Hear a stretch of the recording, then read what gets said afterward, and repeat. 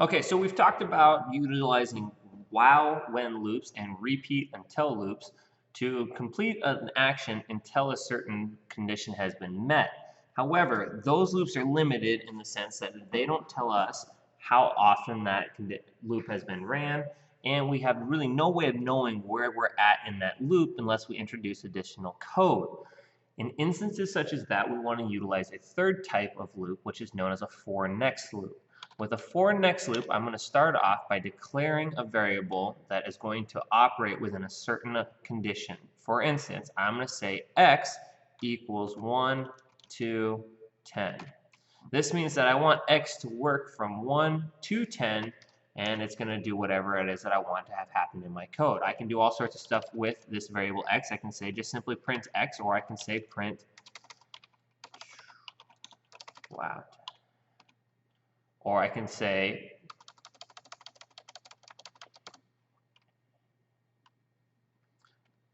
there are a whole bunch of different things that I can do utilizing this x variable. For instance, I can say print x simply, or I can say print 35 times x. And then at the end of this for next loop, I'm going to close this off utilizing a next statement. Now, when I run this particular loop, you'll see that I print off my x values here, and I also print off what 35 times that x value would be.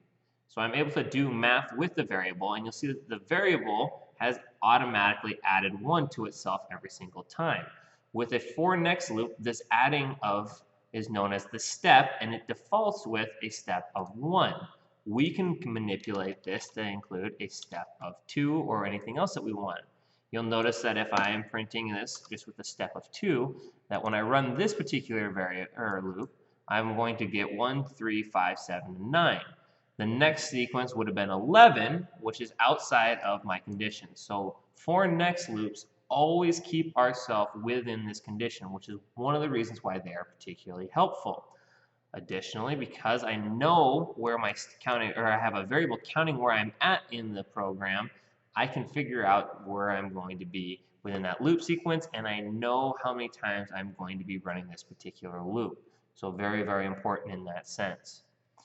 Whenever I have a for next loop, I can introduce a second loop inside of this one here. So I can say something like for y equals 1, 2, 3. We're going to print you are learning about nested loops. And now, whenever I have this thing going on here, let's say that just for the sake of making this a little bit easier to see what's going on, we want to switch the color every single time that we've got this. So we're going to go color and rand 1 to 255.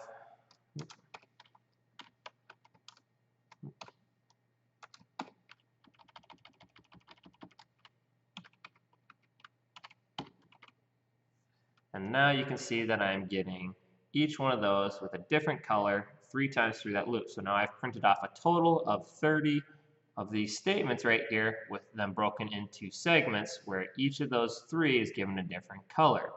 Okay? It's super, super important that anytime we are doing a nested loop such as this, that my counting variable that I'm using for my condition is a different one for each one of these. When I switch this to be x again, and I run it, you'll note that I end up getting this consistent loop. That's because whenever x gets to this point, even if x up in here might be 7, I reset that back to 3 when I get to this loop. So the maximum thing that this loop sequence is ever going to feel like it has done is x equaling 4 when it starts into this. So we can never actually get to our final end condition of x equaling 10. In that instance, we have what has become essentially an uncontrolled loop because of our coding. Okay? So we need to make sure that we have different variables when we are using any sort of nested for next loop.